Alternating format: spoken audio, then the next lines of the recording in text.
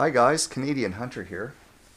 So if you're like me, you got into guns and you went out one day and you decided, I want a handgun. So you go to the store and you ask them, what should I buy? And they point you towards a 9mm and you think that's fantastic. You buy that and you shoot it and you love it. And then you bump into a buddy and says, oh, 9mm, what are you shooting those for? You need a real gun. So you upgrade to a 40 Smith & Wesson, something like this Glock 22. Fantastic gun. I love this thing. But then you realize you can't afford to shoot this thing anymore. You're paying almost 50 cents a round. Every time you're going to the range, you're spending $50, $100 on ammo. And it's just not practical. And then you're realizing that you're not very good, quite frankly. You realize that you just can't shoot enough. A few hundred rounds here, a few hundred rounds there, you're not going to get good. I was surprised by how hard it is to shoot a handgun compared to like a hunting gun or a long rifle. It's different. It takes practice. So the answer to that, in my opinion, is this gun right here. This is the Sig Sauer 1911 in 22 long rifle. This is a fantastic gun. Comes with 2 magazines. Compared to the GSG gun actually only comes with 1 mag, and that was one of the things that pushed me towards the Sig Sauer. Was simply just that I wanted an affordable handgun that shot affordable ammo, and the Sig came with 2 mags. I was surprised by that, at least where I bought it. I bought this at a place in Vancouver called Lever Arms, and I was really surprised to see that it came with 2 mags. It's really just a bonus. As a trainer, I think this is a fantastic gun. You can go out, you can shoot 500 rounds, and it's only going to cost you $40. Well, at least in Canada. Trigger on this, pretty nice. About a 5-pound trigger. Not the best trigger I've ever shot, but it's good. The Glock, I hate to say it, it's got a better trigger on it, but I mean the Glock's a $1,000 gun. This gun was $425. $460 probably tax in. We pay 12% tax up here, so we just get nailed. Sights are fantastic on this thing. Really, really nice sights. I like them. I like them a lot. They work really, really well. They're easy to see. As far as ammo goes, now this is one thing everyone's going to ask. It's 22. I'm hearing that you get stovepipes and failures to feed, and I'm not going to lie to you, it's true. I mean, some ammos will cause that with this gun. Some in particular, you're not going to be too surprised. Winchester, I bought these because they're cheap. I bought them because I can shoot the heck out of them. I can get 1,000 rounds of this, at least when I got them. I got these on sale at Canadian Tire here in Canada. And I think I paid like $67.95 or something for 1,000 rounds of this M22. And, for that, it's cheap and it's good. But really, out of like 100 rounds, you're going to get probably, 2 or 3 failures to feed and probably 1 stovepipe for sure. So the next one that I tried, and I have to admit, this works a heck of a lot better. The good old Federal 525 value pack.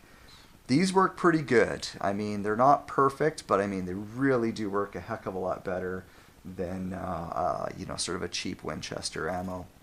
Still really affordable. I mean, the store I'm buying these from, I'm getting these for, I think tax in, I think I'm paying $40 a box. So call it $80 per 1,000, and still really, really affordable. And groups were good. Groups are actually crap with the M22s, at least for me.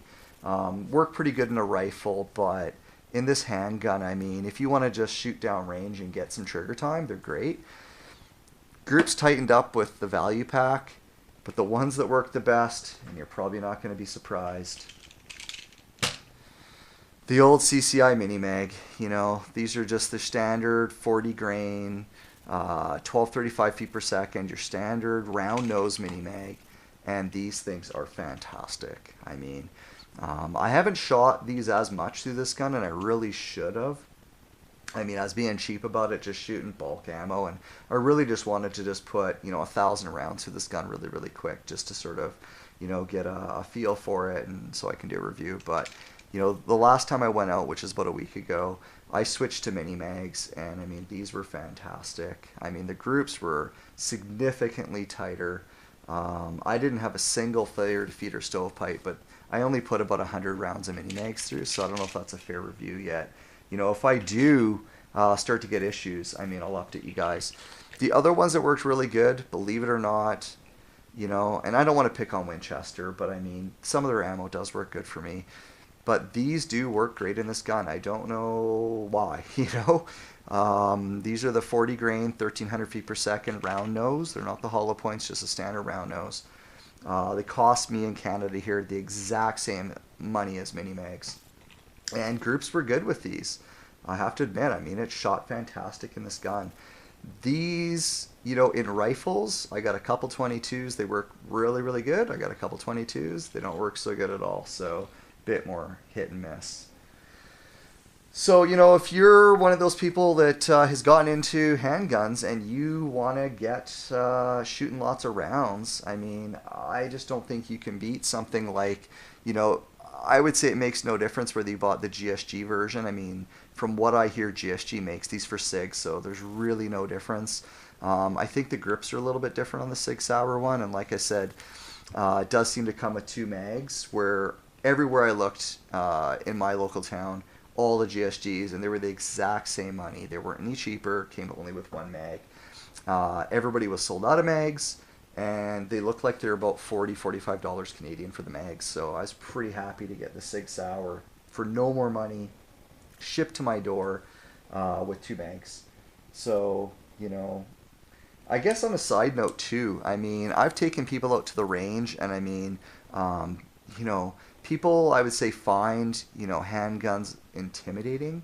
You know, it's not just women. I mean, anybody who has never shot a handgun, you know, they say they can do it, and you take them to the range, and then you put something like this 9mm in their hand. You know, they pull it back, you know, hammer drops, and they shit themselves, you know. And they don't know what it's going to do. And I mean, realistically, we all know 9mm is not that big of a deal at all. Not even, honestly, 40 Smith & Wesson's not that big of a deal at all either. But you know, if you're one of those people that's intimidated, but you want to get into shooting handguns, you can't beat the 22. I mean, it's not intimidating. It's fun to shoot. And maybe part of the reason I find it really fun is that I know it's not costing me a fortune to shoot this thing. I mean, I go out, even if I take 2 or 3 boxes of mini mags, it costs me, say, 3 boxes, $30. That's not too bad. I mean, that's 300 rounds, where, you know, if I go take out my 9mm or the Glock and 40 Smith, I mean, I take 100 rounds, and, you know, that's cost me $40 or $50. So, you know, I could just shoot this thing way, way more and really, really enjoy it. So, if you want to see a review about how this thing shoots, I mean, let me know. Leave some comments below. I can go to the range and do... actually, I do some comparisons between how the different ammo shoot, because really it will blow you away, the difference between the groupings, you know, between cheap Winchesters, Federal Bulk, and then you jump into like the Cci Mini Mags or the Winchester Super X, the higher velocity ones. Huge, huge difference. So if you want to see that, let me know. Leave a comment below. Please subscribe. I'm going to keep making some of these videos, and I enjoy making them. And if you enjoy watching them, please hit like.